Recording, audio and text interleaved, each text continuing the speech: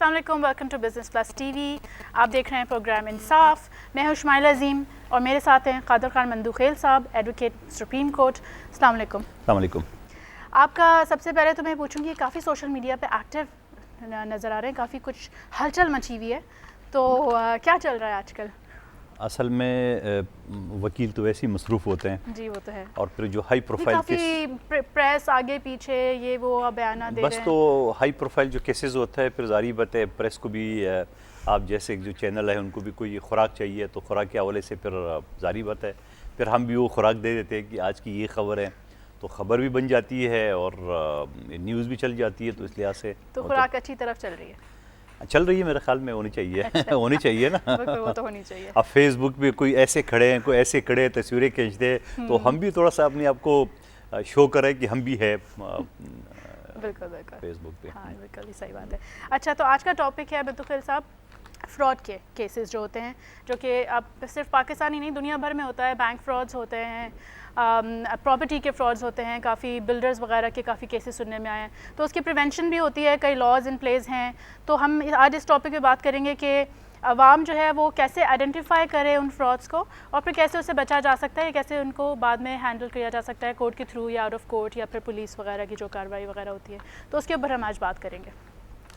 तो आप जैसे मैंने एक बात की, प्रॉपर्टी फ्रॉड है, बैंक फ्रॉड्स है और इस तरह के। देखिए, फ्रॉड तो माशाल्लाह पाकिस्तान में अनगिनत इनके वो क्या कहें, किस्त का हो या उनकी सीरियल नंबर का हो, मतलब फ्रॉड सबसे पहले फ्रॉड तो ये भी होता है कि लड़का लड़की को धोखा दे देते हैं। जो लड़की नज़र आती है वो नहीं होती, जो लड़का नज़र आता है वो नहीं होता है कि जी मेरे बैंक बैलेंस है, मेरे ये गाड़ियाँ हैं, मेरे ये घर हैं, ये है। शादी को लड़की को फंसाने के लिए या लड़की लड़के को फंसाने के लिए, दोनों फ्रॉड, मतलब मैं आमतौर पे नहीं करूँ लेकिन होता है इस माशरे का। कोई ऐसी हिस्ट्री में कोई प्रीवियस शादी हुई हुई हो या इस तरह की चीज़ें बहुत सारे होते हैं कि लोग किराए की गाड़ी लेके, किराए का घर लेके और अपने आप को बड़ा किराए के माँ बाप लेके, हाँ वो भी हो जाता है, किराए की भी हो जाता है। तो ये सारी चीज़ें शो करके किसी लड़की को फंसाने के लिए, या इसी तरह लड़का जो है ना वो भी करते हैं और दोनों करते हैं। लेकिन ये एक आम केसेस होता है, मतलब एक फ्रॉड के किस्म जो आपने सवाल किया। अच्छा, दूसरा बड़ा फ्रॉड जो है ना, ये तो एक समझ लो सोशल फ्रॉड को या जो नाम दें, और फिर इसके अलावा जो प्रॉपर्टी का, जो आम तौर पे जारी बात है, हर किसी को घर चाहिए, हर किसी को ऑफिस चाहिए, या जो लोग इन्वेस्टमेंट करना चाह रहे हैं, जिनके पास एक्स्ट्रा पैसे तो चाह रहे हैं कि कोई फ्लैट, कोई घर, प्लॉट लेके वो कर लो। फिर वो बिल्डर माफिया हैं, बहुत अच्छे बिल्डर भी है, वेल रिप्यूटेड, और बहुत सारी माफिया भी है, और जो चीटिंग करते हैं, जो पब्लिसिटी करते हैं, तो वो भी मैं फ़िलहाल किस में बता रहा हूँ, फिर आप सवाल करें तो इसको रोका कैसे जाए, तो उस बात पे करें। क्योंकि पिछले बहुत सारे मॉर्निंग शो में हमने जो फ्रॉड की केसेस हमने जो पकड़े गए हैं, या जो मून सिटी बड़ा मशहूर था, मून गार्डन या मून सिटी, जो गुलिस्तान जौहर में एक प्लाजा था, जो बाद में आके दो डिपार्टमेंट का क्लैश आ गया, सुप्रीम कोर्ट ने कहा इसको गिरा दो, और वो जो बेचारे लोग वहाँ रह रहे थे और वो भी यार मददगार पड़े हुए थे, तो वो सबसे बड़ा एक वो है। तो उस बिल्डर की तरफ से या जो यहाँ पे जो लोग बुकिंग करते हैं उसमें ज़्यादा होते हैं। अच्छा, उसके अलावा जो है ना वो बिज़नेस का फ्रॉड होता है, जारी बात है, इंपोर्ट एक्सपोर्ट या दूसरे बिज़नेस से एक दूसरे कंपनी खोल देते हैं कुछ लोग, वो फिर उसके लिए फ्रॉड होता है, कंपनी जाली निकल जाती है और आगे जाके जो ऑफिस है वो जाली होता है। और मेरी पाकिस्तान में ब्रांचेज़ है और बहुत सारे लोगों का अगर आप विजिटिंग कार्ड देख लें, वो लंदन, अमेरिका, जापान तक उनके दफ्तर होते हैं। बाद में जब इंक्वायरी करो तो पता चले किसी यार दोस्त का एड्रेस दे दिए, किसी का टेलीफोन दे दिया, और कार्ड इस तरह इंप्रेसिव बना देते हैं ताकि बंदा करे। तो ये भी एक फ्रॉड, मैं सबकी बात नहीं करूँ, एक आध मुश्किल है, मैं सबकी बात नहीं, कि बहुत सारे लोगों की दफातर भी है, काम नहीं, लेकिन एक बंदे को ये सारी चीज़ें मद्देनजर रखते हुए। अच्छा, ये चीज़ होगी। अब उसके अलावा मज़ीद अगर आप, ये तो कारोबार का हो गया, फिर उसके अलावा जो ना बिल्डर का हो गया, कारोबार फैमिली का हो गया, और उसके अलावा फिर आम दिनों में फ्रॉड, अब जैसे पिछले दिनों की हमने डिस्कस की है, वो अबरार लड़के को जो वो जो OLX कंपनी या दूसरी जो कंपनी के ज़रिए, सारी बड़ी कंपनी को उसमें कोई कसूर नहीं होता है,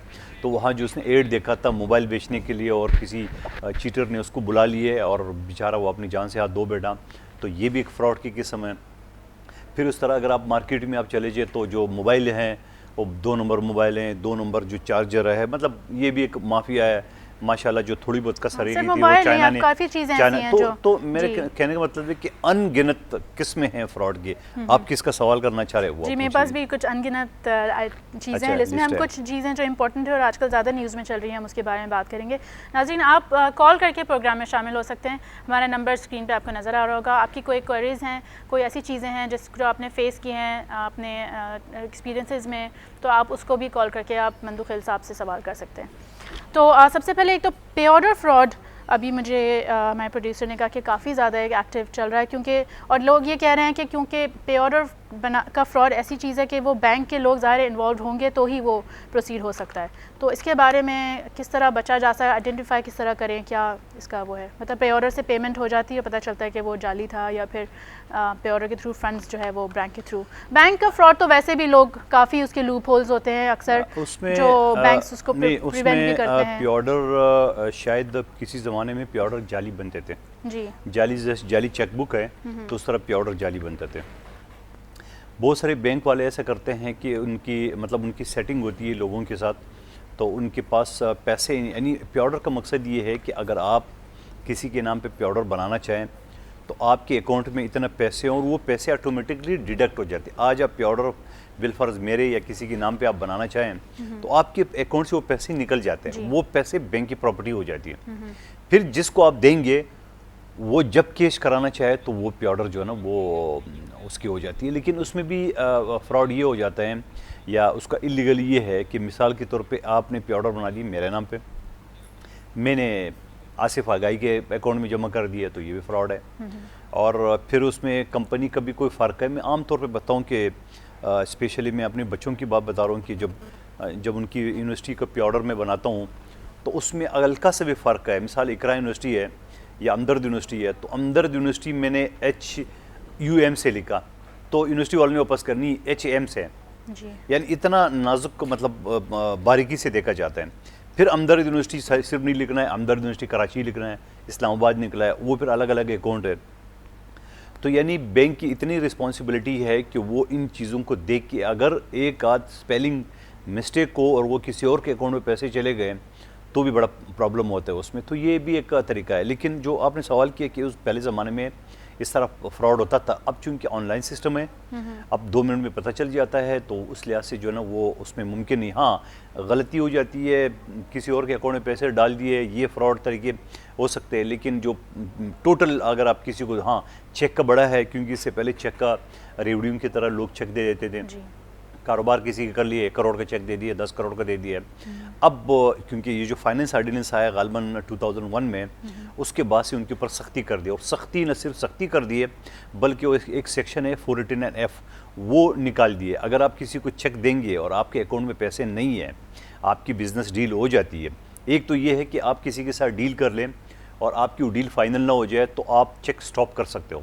बैंक को आप दरख्वास्त दे सकते हो रिसीविंग के साथ कि जनाब मैंने फ़लाँ के नाम पे चेक इशू किया था, मेरे बिज़नेस डील फाइनल हो, इसको स्टॉप किया जाए। तो बैंक उसको स्टॉप, अगर आपने स्टॉप नहीं किया है तो फिर आपका ये होगा कि उस जिस शख्स को आपने दिया था, भले आपकी डील फाइनल भी ना हो या उसका हक बनता हो, वो अगर रिटर्न हो गया तो बैंक के पास एक लंबी लिस्ट है, क्या इसके अकाउंट में पैसे कम थे, आया सिग्नेचर में फ़र्क है, आया मतलब बहुत सारी चीज़ें उसमें, सिग्नेचर में गलती है, कटिंग है वगैरह वगैरह, एक लंबी फहरिस्त है। तो बैंक वाले फिर उसमें टिक मार कर लेते हैं। तो जब टिक मार कर लेते, अगर उसका आपको रिटर्न हो गया और टिक मार्क हो गया कि इसके अकाउंट में पैसे नहीं है, तो उसके ऊपर फौरी तौर पे FIR करती है, जिसका सेक्शन मैंने आपसे अच्छा, कोई लिमिट है कि इस लिमिट से ज़्यादा का चेक हो? नहीं, अमाउंट है कोई? नहीं, अमाउंट मतलब को नहीं। 100 रुपए का भी चेक होगा तो भी FIR तभी FIR कटेगा। अच्छा। 100 करोड़ को तभी FIR कटेगा उसमें।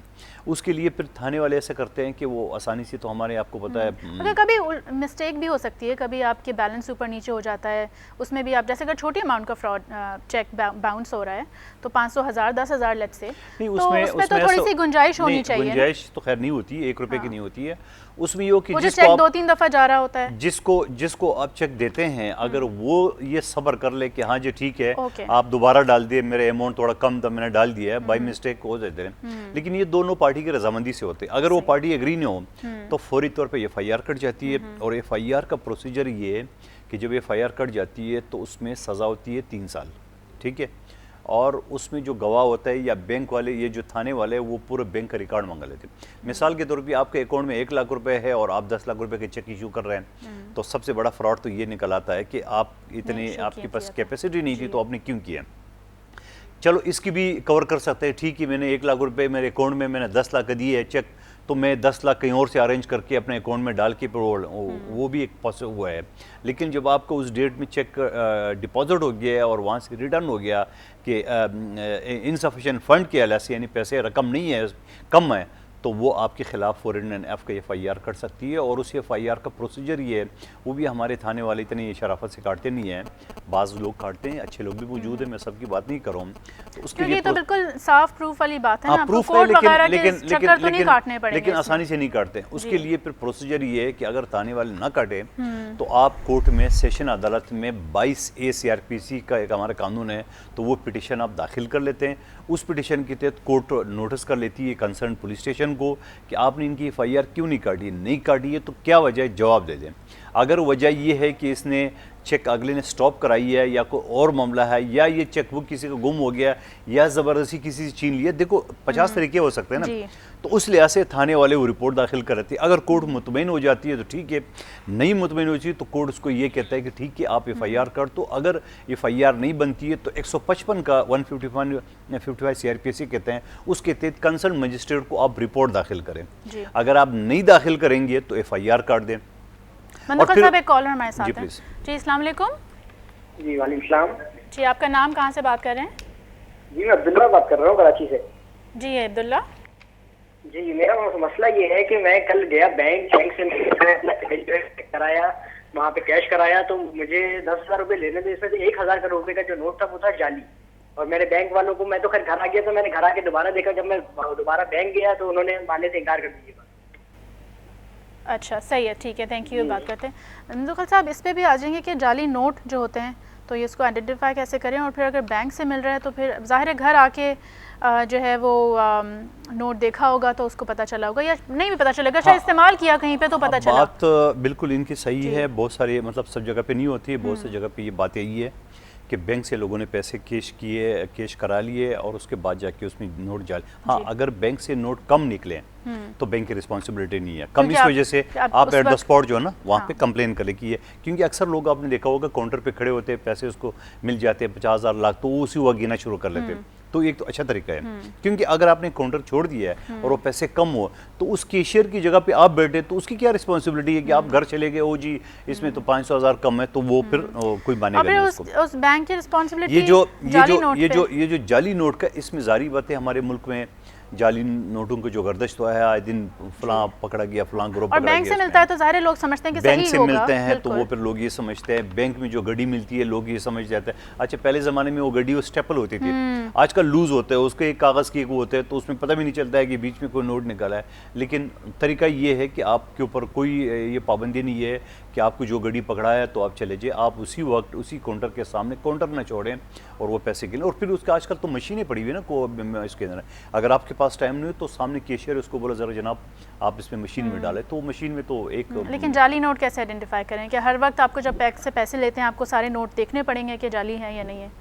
नहीं, क्या वो ये तो भी आम, एक रिस्पॉन्सिबिलिटी नहीं, है? ये तो आम लोग तो नहीं समझते हैं, आम देखो लोगों की हकीकत बनती ये है जी। आम लोग अगर वो किस तरह, हाँ, लेकिन मैंने बहुत सारे देखे हैं कि स्पेशली मैंने खुद देखा है कि अगर किसी सब्जी वाले को या फ्रूट वाले को आप नोट दें तो वो इतने एक्सपर्ट होते हैं, वो 1 सेकंड में देख लेते हैं, उनको पता चल जाता है। लेकिन आम लोगों को नहीं पता चलते उनको, क्योंकि एक नोट आता है, आप और हम या कोई और जो बात है जो बैंक से पैसे लेते हैं वो क्योंकि बहुत सारे पैसे होते हैं तो सबको गिनना और वहाँ पे टाइम करना, लाइन भी लगी रहती है, लोग परेशान भी होते हैं, तो वो पॉसिबल नहीं है। तो उसका एक ही हल है कि आप फिर कंप्लेन कर दें बैंक मैनेजर को कि जनाब ये चीज़ हुई है। हाँ, उसमें एक चीज़ हो सकती है कि अगर बैंक मैनेजर ये वो भी देखें कि अगर एक से ज़्यादा नोट आ जाए तो जारी बात है फिर बैंक भी। लेकिन एक चीज़ और भी बताऊँ को बैंक के लिए भी है कि बैंक के पास भी जब पैसे आते हैं तो वो पैसे चेक होते हैं, मशीन से चेक होते हैं, तो उनको पता चल जाता है कि क्योंकि जाली नोट का अगर बैंक की बदनामी है, अगर बैंक को एक्सेप्ट करे, मिसाल के तौर पे कोई शख्स बैंक पे पैसे डिपॉजिट कर दे और उसमें कुछ नोट जाली हुआ है, जारी बात है बैंक ने वो किसी और को फॉरवर्ड करना है, तो अगर वो कंप्लेन कर ले जैसे कॉलर ने बात की है तो वो तो बैंक की बदनामी है।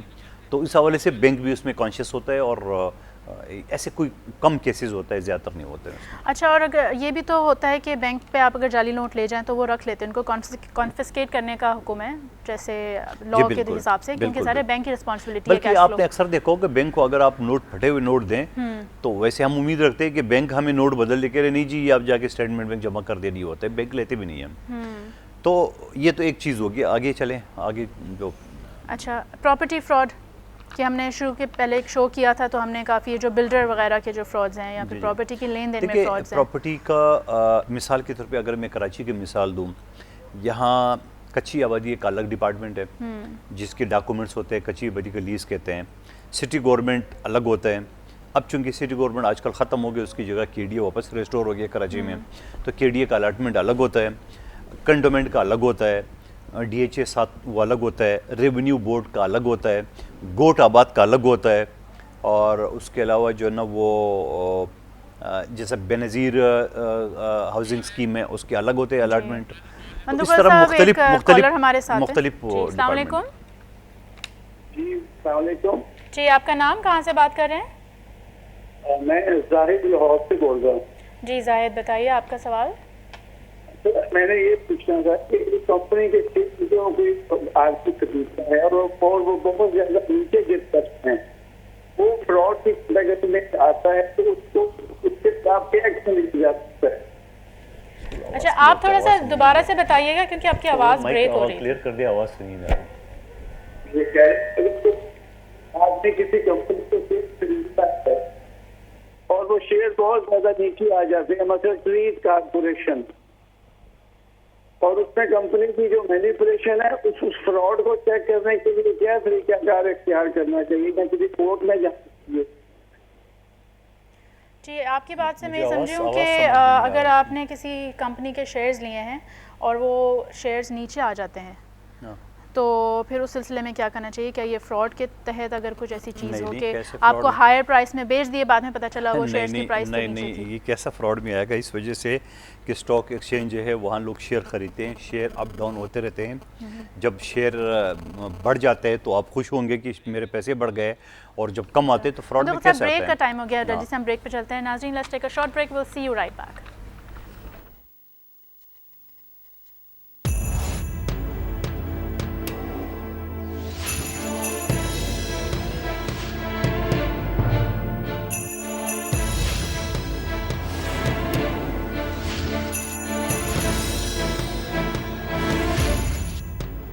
वेलकम बैक नाजरीन, आप देख रहे हैं प्रोग्राम इंसाफ। हम बात कर रहे हैं आज फ्रॉड केसेस पे।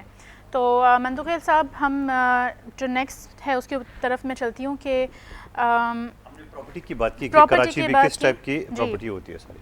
प्रॉपर्टी के फ्रॉड, एक अच्छा, तो बिल्डर वाली एक हाँ, फ्रॉड है। बिल्डर वाली तो हमने और डिस्कस कर फिर- लिया, ठीक है। जी, अब आइए दूसरी लेन देन की, आपस के लेन देन। हाँ, जो प्रॉपर्टी का लेन देन है। जी, अब बेसिकली प्रॉपर्टी का प्रोसीजर क्या है कि यहाँ जो सबसे ज़्यादा ट्रांसपेरेंट जो प्रोसीजर है या जो उसकी डीलिंग है वो है डीएचए की। डीएचए की ये है कि डीएचए सबसे पहले ये है कि वो पावर ऑफ अटर्नी को नहीं मानते। जी। जो बंदा ऑनर है मंदुकल साहब, वही कॉलर्स आएगा। को शामिल कर जी। लेते हैं, उसके बाद हम वापस आते हैं। जी, अस्सलाम वालेकुम। वालेकुम सलाम जी, मैंने फ्रॉड और क्वेश्चन करना था जी, जी। कि ऐसा होता है कि अक्सर हम लोग बिल्डर्स को अगर हम पैसे देते हैं और वो जो होते हैं किसी कंस्ट्रक्शन के लिए, लेकिन अक्सर ऐसा होता है कि वहाँ पे जो होता है बिल्डर्स जो कंस्ट्रक्शन नहीं करते और कहते हैं कि वहाँ पे कोई मसला हो गया, वहाँ पे कब्जा हो गया है, इस तरीके से वो कैंसिल रहती है। एक ये, और दूसरा क्वेश्चन ये था कि अगर कोई आपके साथ फ्रॉड करके आपके पैसे लेके दूसरे मुल्क चला जाता है तो उसके साथ क्या कर सकते हैं? जी, थैंक यू। आपका नाम? जी, आपका नाम बता दीजिए, कहाँ से बात कर रहे हैं? मैं कराची से बात कर रहा हूँ, आदिल। ठीक है माजिद, आपका। जी मंदुकल साहब, एक तो वो बिल्डर की अच्छा, क्रेडिबिलिटी। बिल्डर अगर फ्रॉड करे और मुल्क से फरार हो जाए, देखो फरार तो बहुत सारे लोग होते हैं इस टाइप के, लेकिन जो अच्छे बिल्डर है खैर वो तो नहीं चाहते हैं एक आध। सबसे पहले तो ये आपको देखना है कि बिल्डर की रिपुटेशन क्या है। ऐसी को XYZ नाम रखें, जैसे बड़े बड़े बिल्डर है, नाम है उनका, तो उनकी प्रोजेक्ट कामयाब भी होती हैं और एक नाम भी होता है। मिसाल के तौर पे मैं नाम बेरिया का ले लूँ। बेरिया ने एक क्वालिटी दी है हाउसिंग के हवाले से, तो उस वजह से लोग आंख बंद करके उस प्रोजेक्ट में इन्वेस्टमेंट करते हैं। सबसे पहले तो ये देखना है कि जो बिल्डर है वो अननोन तो नहीं है। दूसरी बात ये कि बिल्डर ने अगर इस तरह की है तो ये अगर मिसाल के तौर पे 10-15 लोगों से ज़्यादा केस हो तो ये आप नेब को दे सकते हैं। नेब इसकी इंक्वायरी करती है इस टाइप के फ्रॉड को, और इंक्वायरी करने के बाद फिर ये देखते हैं कि उस बिल्डर ने जो फ्रॉड किए ज़ाहिर बात है उसके एसेट्स ढूंढते हैं। क्या है उसकी पाकिस्तान में कहाँ एसेट्स है, यानी एसेट्स से मुराद ये कि प्रॉपर्टी है। तो उस प्रॉपर्टी अगर उसके पास है, जो कि डेफिनेटली होना चाहिए कि जो उसने बुकिंग की है, तो ये ज़ाहिर बात है उसने कोई प्रोजेक्ट अनाउंस किया होगा, उसके नाम पे होगा, उसने एनओसी लिया होगा, इसका बिल्डिंग कंट्रोल से प्लान अप्रूव किया होगा, तो ये सारी चीज़ें करने के बाद बुकिंग कर सकते हैं। उसके बाद फिर वो उसको ऑक्शन करके और फिर जो लोगों के ड्यूज़ है बहुत सारे, अभी पिछले साल में अगर आपको याद हो एक मुजारबा के नाम से कंपनी थी जिसने अरबों रुपए जो ना फ्रॉड किए, बल्कि अरबों नहीं खरबों के हिसाब से किए उन्होंने, और उसने बड़ा एक अच्छा तरीका इस्तेमाल कर लिया। उसने बहुत सारे मजहबी लोगों को भी सहारा लिया, और फिर ख़ास तौर पे जो हमारे पश्तून भाई है तो वो तो वैसे आंख बंद करके सौदा करते हैं, तो करोड़ों अरबों रुपए, नहीं एक साहब को मैं जानता हूँ उसने 3 अरब रुपए दिए, 3 अरब रुपए। तो इस टाइप के फ्रॉड भी होते हैं, और फिर वो लालच देते हैं इंटरेस्ट की यानी सूद की, और फिर उस हिसाब से बड़े ऑफिस बनाते हैं, बड़े प्रोजेक्ट शुरू करते हैं। अब इसमें सबसे बड़ी मैं ये समझ रहा हूँ कि जिम्मेदारी हमारी मीडिया की है। आपको अगर एक इश्तिहार मिलता है टीवी पे चलाने के लिए तो खुदा का वास्ता आप पहले ये तो देखें, हमारे लोग तो सादे लोग होते हैं और हर तरह का पाकिस्तानी मीडिया, हमारे सब सादे होते हैं, तो वो टीवी में एक एड देते हैं फलाना प्रोजेक्ट बेडरूम और फलाना ये वो, जाके सोफे में बैठ रही है और लड़की और आगे बच्चे और ये पूरा ख़ानदान शो करते हैं। तो आम सादे लोग होते हैं, ये तो बड़ा ज़बरदस्त प्रोजेक्ट है उसके वजह से। तो उस हवाले से बिल्डर को यानी हमारी जो टीवी चैनल है, अखबार है, उनको ये देखना चाहिए कि आइए ये जो कर रहे हैं इसके पास तमाम चीज़ें हैं कि नहीं है, आया उसके पास एनओसी है, आया इसके पास बिल्डिंग प्लान है। बहुत सारे बिल्डर ऐसे है कि मिसाल के तौर पे वो 2 एकड़ का प्लान अप्रूव कर लेते हैं और पीछे 100 एकड़ उसी हार्ड में बेच देते हैं। बहुत सारे है, नाम लेना मुनासिब नहीं है। तो इस हवाले से मैं ये समझ रहा हूँ कि ये मीडिया की भी जिम्मेदारी है और ये जो हमारी इंटेलिजेंस अदारे हैं उनकी भी जिम्मेदारी है कि इन सब चीज़ों को देख के, क्योंकि सादा लोग इसमें फंस जाते हैं। एक कॉलर हमारे साथ है मंजूफर साहब जी, अस्सलाम वालेकुम। अस्सलाम। आप कहाँ से बात कर रहे हैं? मैं नाथनाबाद से बात कर रहा हूँ। जी जी जी, आपका सवाल? मैं पूछना चाह रहा हूँ कि गोठ में अगर हम जगह लेना चाहें ना, गोठ आबादी में। सॉरी क्या, फिर से कहिए। गोठ वगैरह होता है ना, जैसे कराची में गोठ है बहुत से। गोठाबाद जी जी जी। उसमें आप जगह खरीदना चाहें तो उसका कैसे एग्रीमेंट करना चाहिए, क्या देखना चाहिए उसके कागजात वगैरह?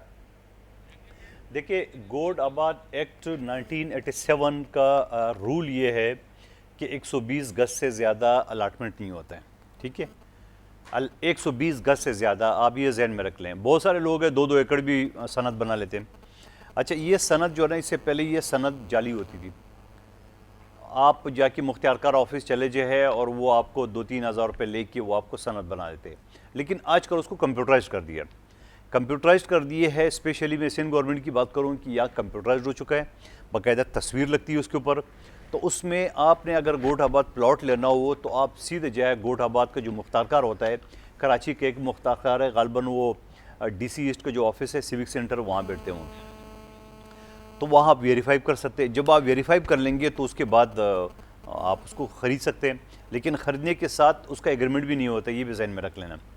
गोठ आबाद का जो स्कीम है वो आप अपने नाम पर ट्रांसफ़र करेंगे, ना उसकी पावर ऑफ टर्नी होती है, ना वो आप एग्रीमेंट कर सकते हो। तो आप अपने नाम पर ट्रांसफ़र कर दे और 120 गज से ज़्यादा भी ना हो, क्योंकि रूल ये है, 1987 एक्ट है, गोठ आबाद का 120 गज ज़्यादा नहीं होता जी। एक और कॉलर हमारे साथ हैं जी, अस्सलाम वालेकुम। हेलो, अस्सलाम वालेकुम जी, आपका नाम, कहाँ से बात कर रहे हैं? जी, शाहिद बात कर रहा था कराची से। जी, आप कहिए आपका सवाल। जी, मुझे पूछना ये था कि ये जो लीज वगैरह आजकल जो होती है, ये जो ब्लैक में लीज वगैरह होती हैं, आजकल ये खुल गई है लीज का ऑप्शन, या अभी तक बंद ही है?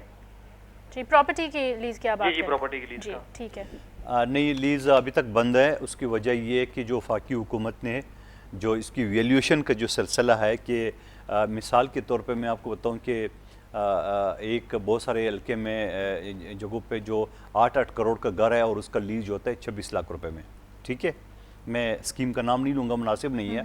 26 लाख रुपए में, अब 26 लाख रुपए में तो एक बेडरूम नहीं होता है, तो वो आप पूरा घर कैसा होता है 8 करोड़ का।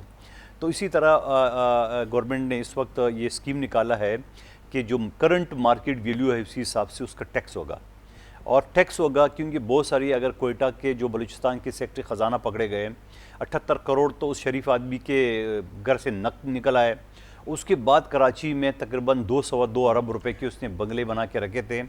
तो इस तरह जो बंगले बना के रखे थे, और वो बंगले बहुत सारे जो जो जो जो जो करप्शन है या रिश्वत है, उस हवाले से लोगों ने जायदादें बना के रखी। तो अब सिलसिला ये हुआ कि बाकायदा मार्केट वैल्यू के हिसाब से उसका रेट तय होगा। आपको इंटरप्ट करूंगी, कंटिन्यू प्लीज कीजिएगा। कॉलर हमारे साथ हैं जी। अस्सलाम वालेकुम। साहब, मेरा नाम फहद है। मुझे एक सवाल करना था आपसे। जी जी, ये बताइए। सवाल ये है कि अगर हम धोखा खाते हैं माशरे में रहते हुए किसी हवाले से, किसी भी शख्स से, किस तो हवाले से? जी बोले। किस हवाले से धोखा खाते हैं? मतलब अगर जैसे हम मतलब कोई शख्स हमें जो है वो इस तरह ट्रीट करता है कि धोखा दे के चला जाता है, तो उस हवाले से हम क्या उसमें जो है वो हम कार्रवाई कर सकते हैं? जी, अब धोखा तो 1000 के समय तो कौन से धोखे की बात करें? कोई लड़की ने धोखा दिए तो वो बता दें, किसी बिल्डर ने धोखा दिए तो वो बता दें। तो धोखा तो बहुत सारे किस्म का है, तो सवाल क्लियर नहीं है। पहले वाले कॉलर की एक जुमला रह गया उसमें, तो वो लीज बंद है। वो लीज इस वजह से बंद है कि अभी वैल्यूएशन कल ही वज़ीर ख़जाना ने एक 12 रुकनी कमेटी बनाई है, जो रियल स्टेट जो एजेंट है उनके ऊपर है। वो मिल के जो डिपार्टमेंट है मुतल्लिका फाइनेंस का, उसके स्टेट बैंक का, उसके साथ मिल के उसकी वैल्यूएशन लगाएंगे। वैल्यूएशन लगेगा तो उसके बाद ये लीज खुल जाएगा। और फिर क्योंकि अभी बंद है, जब रेट ही नहीं है तो लीज बंद है, इस वक्त नहीं खुला हुआ है। जी, एक और कॉलर हमारे साथ हैं जी। अस्सलाम वालेकुम। वालेकुम सलाम जी। आपका नाम, कहाँ से बात कर रहे हैं? मोहम्मद इकबाल पत्तोगी से। ठीक है, थोड़ा सा आप ऊंचा बात कर सकते हैं, आवाज़ आपकी थोड़ी सी कम आ रही है। पत्तोगी से मोहम्मद इकबाल जी, कहाँ से आपका सवाल? पत्तोगी सवाल है ਜਿਹੜਾ ਪਲਾਟ ਮੁੱਲ ਲਈਦਾ ਉਹਦੇ ਜਿਹੜੇ ਇਹਨਾਂ ਦੀ ਹੁੰਦੀ ਹੈ ਫੀਸ ਨਾਮ ਕਰਾਉਣ ਵਾਸਤੇ, ਉਹ 1 ਲੱਖ ਰੁਪਏ ਦੀ ਕਿੰਨੀ ਫੀਸ ਹੋਣੀ ਚਾਹੀਦੀ ਹੈ? जी हेलो जी जी 1 ਲੱਖ ਰੁਪਏ ਪਰ ਜਿਹਦਾ 5 ਲੱਖ ਮਾਲੀਅਤ ਦਾ ਪਲਾਟ ਹੈ जी। ਹੁਣ ਪਟਵਾਰੀਆਂ ਨੂੰ ਕਿੰਨੇ ਪੈਸੇ ਦੇਣੇ ਚਾਹੀਦੇ ਸਾਨੂੰ ਇਹ ਥੋੜਾ ਦੱਸਿਆ ਜਾਏ, ਕਿਉਂਕਿ ਪਟਵਾਰੀ ਸਾਡੇ ਕੋਲ ਲੈ ਲੈਂਦੇ 20,000 रुपए एक मरले का। आप समझ गए या ट्रांसलेट कर? मैं समझ गया। वो उनका कहना ये है कि जो प्लॉट है 1 लाख का, तो पटवारी को कितने पैसा देना चाहिए? भाई अब पटवारी रिश्वत के पैसे की बात करे हो तो वो तो उसका मुंह खुलता रहेगा, वो आप भर नहीं सकते हो। आप ये चीज़ देखिए, जो सरकारी रेट है वो सरकारी रेट वो अवेजा होता है, उनके पास होता है, फिक्स रेट होता है, वो आपको देना चाहिए। तो वो उसमें देख ले, और वो इंतहाई नॉमिनल होता है। अगर 1 लाख की आपने प्रॉपर्टी को कहा है तो 1 लाख का रेट किस हिसाब से, अगर 1 लाख का रेट तय है, मिसाल के तौर 5 लाख का वो कह रहे थे, मिसाल के तौर पे मैं कराची का जिक्र कर लूँ तो यहाँ बाकायदा कैटेगरी है, ये एरिया है, बी एरिया है, सी एरिया है, रेवेन्यू की मैं बात कर रहा हूँ। फिर इस तरह जो कराची का डिफेंस है उसका रेट, गुलशन इकबाल, वो अलग है। लेकिन ये सारी चीज़ें अभी रुक दी है, मैंने पहले कॉलर का जवाब दिया है। ये रेट ज़रूर फिक्स है वो, लेकिन वो इंतहाई कम है, 100 गुना कम है, इंतहाई नहीं 100 गुना कम है। अब जो ये वफाकी हुकूमत ने जो एक ऑर्डिनेंस निकाला है उसके तहत ये मार्केट रेट के हिसाब से होगा। तो आप भी अपने इलाके के जो मार्केट रेट है या उस एरिया का जो गवर्नमेंट ने फिक्स किया हुआ रेट, वो रेट उससे देख लें कि 1 लाख मालियत के हिसाब से नहीं होता है, वो ये होता है कौन सा एरिया है, फलां एरिया, अभी मुझे एरिया का नाम नहीं पता उनके इलाके का, उस एरिया का ये रेट है, उस एरिया का ये रेट है, वो है। जैसा कराची का मैं मिसाल दूँ या मैं लाहौर का दूँ, तो लाहौर शहर का अलग रेट होगा और उसकी मजाफात का अलग होगा, तो इसलिए ऐसे फिक्स होगा। इस तरह आप 1 लाख रुपये के ऊपर आप नहीं कर सकते। बहरहाल वो रिश्वत अगर मांग रहे हैं तो वो रिश्वत के फिर वो कोई पकड़ नहीं है, वो जो मांगे वो उनकी मर्जी है। एक और कॉलर हमारे साथ हैं जी। अस्सलाम वालेकुम।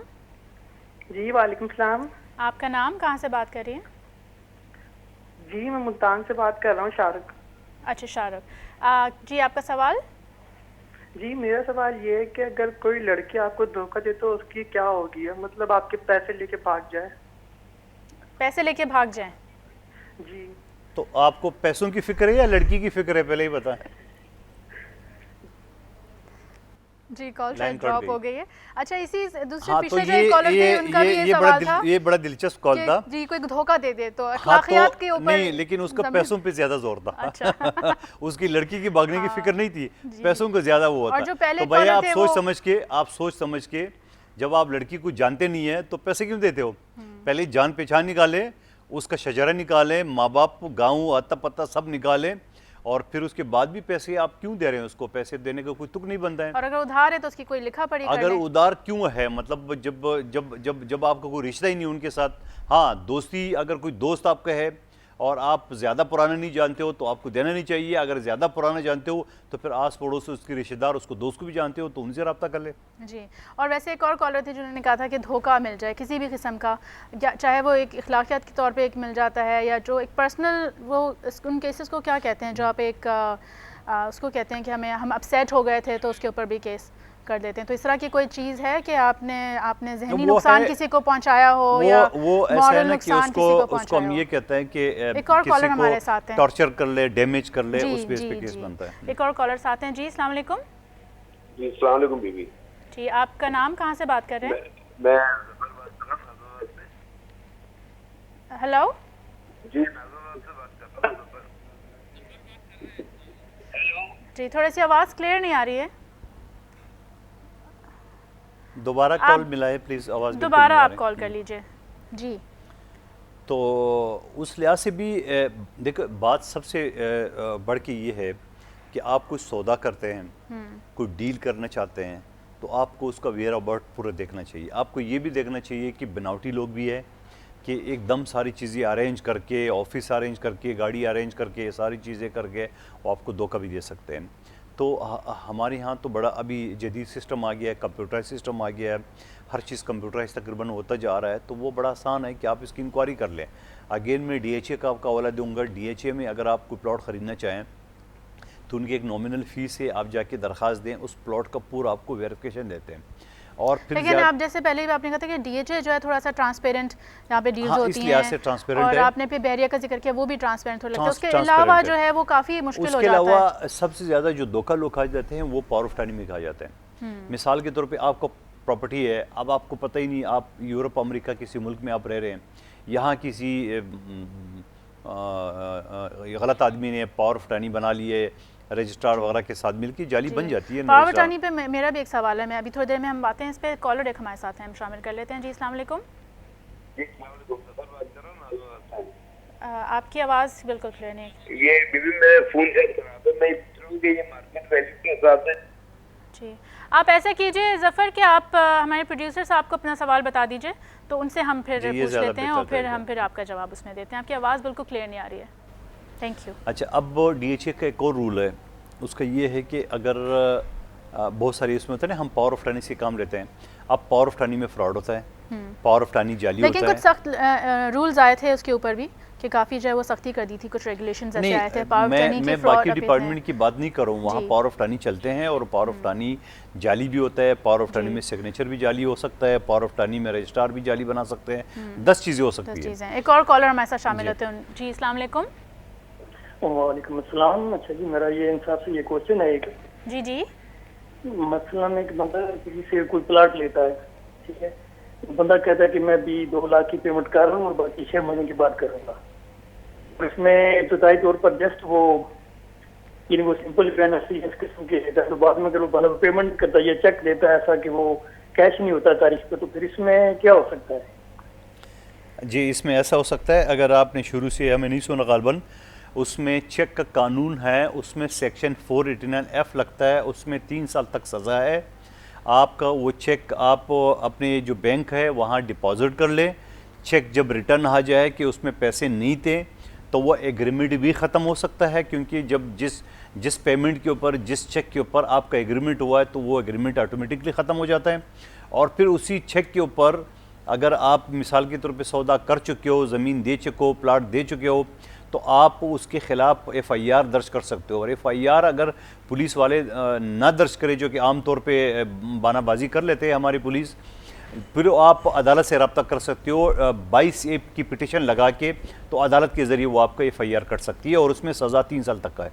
जी, एक और कॉलर हमारे साथ हैं। अस्सलाम वालेकुम।